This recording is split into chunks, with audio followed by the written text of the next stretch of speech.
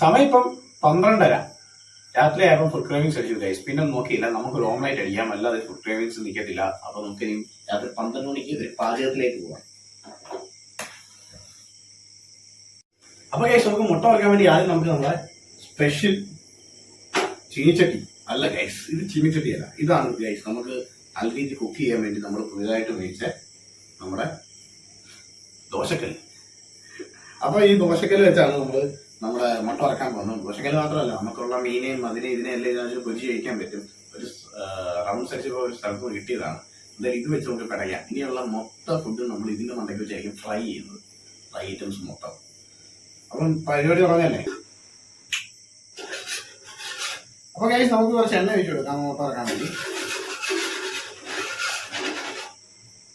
Food cravings അടിച്ചാൽ guys നമുക്ക് food കഴിച്ചിരിക്കും. അത് ഓംലൈറ്റ് ആയാലും എന്തുമായാലും അത് നമ്മൾ തന്നെ ഉണ്ടാക്കി കഴിക്കുന്ന ഒരു ഫീൽ ഉണ്ട്. അത് പ്രത്യേക ഒരു ഫീൽ, അതാരും പറഞ്ഞ് അറിയിക്കാൻ പറ്റാത്തൊരു ഫീലായിരിക്കും. ഇമാതിരി ഭ്രാന്തൊക്കെ കണ്ടിട്ടുണ്ട്. വീട്ടിൽ പാതിരാത്രിക്ക് ഇന്നിച്ചിരുന്ന 12:30 ആയപ്പം സ്വന്തമായിട്ട് മുട്ട വെച്ച് കഴിക്കുന്ന ഭ്രാന്തന്മാരെ കണ്ടുള്ളൂ ഗൈസ്. ഇതാ എന്നെ പോലെ ആരെങ്കിലും ഒക്കെ ഉണ്ടെങ്കിൽ കമന്റ് ചെയ്യാം. അങ്ങനെ നമ്മൾ മുട്ട എടുത്ത് പൊട്ടിച്ച് നേരെ താണ്ടെ നമ്മുടെ ബോളിനകത്തേക്ക് ആക്കുകയാണ്. മൊത്തം 3 മുട്ടയാണ് നമ്മൾ എടുത്തേക്കുന്നത് ഓംലെറ്റ് അടിക്കാൻ വേണ്ടി. ഫ്രിഡ്ജിനകത്തിരുന്നതാണ്. നേരെ പോയി ക്രേവിങ്സ് അടിച്ചപ്പോഴത്തേക്കും മുട്ട എടുത്തുകൊണ്ട് അങ്ങനെ കുറച്ച് ഉപ്പ് ഇട്ടു, കുറച്ച് കുരുമുളക് എല്ലാം ഇട്ടിട്ട് നമ്മൾ നേരെ ഇനിയും മിക്സ് ചെയ്യാൻ പോവാണ്. മിക്സ് ചെയ്ത് നല്ല രീതിയിൽ മിക്സ് ചെയ്യണം. മിക്സ് ചെയ്തിട്ട് ഒരു പിടി അങ്ങ് പിടിക്കുക. ദോശക്കല്ല് ഏകദേശം സെറ്റായിട്ടുണ്ട്, നല്ല രീതിയിൽ ചൂടായിട്ടുണ്ട്. എങ്ങനെയുണ്ട് കഴിച്ച് നമ്മുടെ പുതിയ ദോശക്കല്ല്? അടിപൊളിയല്ലേ? അങ്ങനെ കഴിച്ച് നമുക്ക് നേരെ ഇത് നമ്മുടെ ദോശക്കല്ലിലേക്ക് ഒഴിച്ചു കൊടുക്കാം നമ്മുടെ ഓംലെറ്റ്.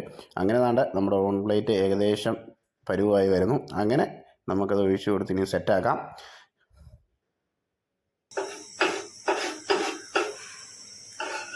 ഇത് കണ്ട് നന്നായി ഉണ്ടാക്കുന്നവർക്കൊന്നും തോന്നരുത് ഇതിനെങ്ങനെയെങ്കിലും കഴിച്ചാൽ മതി എന്നുള്ളൊരു ചിന്തയിലുണ്ട്.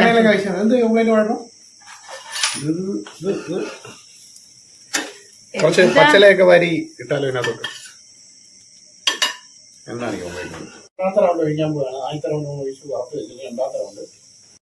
അതെ ഗൈസ്, അങ്ങനെ നമ്മുടെ സെക്കൻഡ് റൗണ്ട് മുട്ടയും നമ്മൾ വാരി അതിനകത്തോട് ഒഴിച്ചു. ഇതിനകത്തോട് ടാസ്ക് എന്ന് വെച്ച് കഴിഞ്ഞാൽ മുട്ട കറക്റ്റ് രീതിയിൽ ഒഴിച്ചില്ലെങ്കിൽ ഇത് മൊത്തം വെളിയിൽ പോകും. കാരണം ഇത് പരന്ന് കിടക്കുന്ന കല്ലായതുകൊണ്ട് അങ്ങനെ ഒരു പ്രശ്നമുണ്ട്.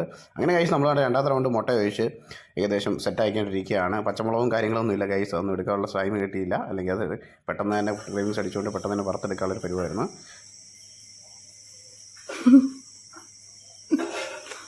എന്തുകൊണ്ട് ഇത് തുണി അലക്കാനിട്ടേക്കുന്നു? നമ്മുടെ പാചകത്തിൽ 12:30 നമ്മൾ ഓംലെറ്റ് കഴിച്ചു.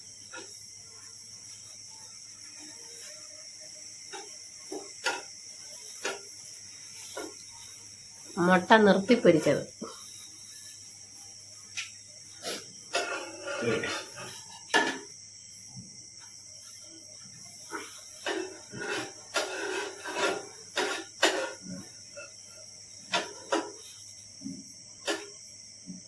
ഗൈസ് നമ്മൾ പാതിരാത്രി ഫുഡ് ക്രേവിങ്സ് ഉണ്ടാക്കിയ മുട്ട നമ്മൾ റെഡി ആയിരിക്കും.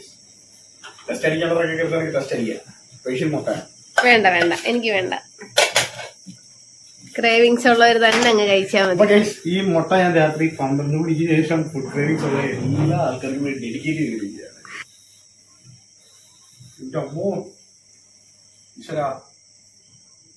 എന്നും ഇതുപോലെ ഫുഡ് ക്രേവിങ്സ് അടിക്കുമ്പോൾ ഇതുപോലെ സാധനങ്ങൾ മുന്നിൽ കൊണ്ട് തന്നെ ഞാൻ ഉണ്ടാക്കിയാലും കഴിക്കണം. പക്ഷെ ഫുഡ് ക്രേവിങ്സ് വരുന്ന സമയത്ത് കഴിക്കാൻ പറ്റണം, അതാണ് ഏറ്റവും വലിയത്.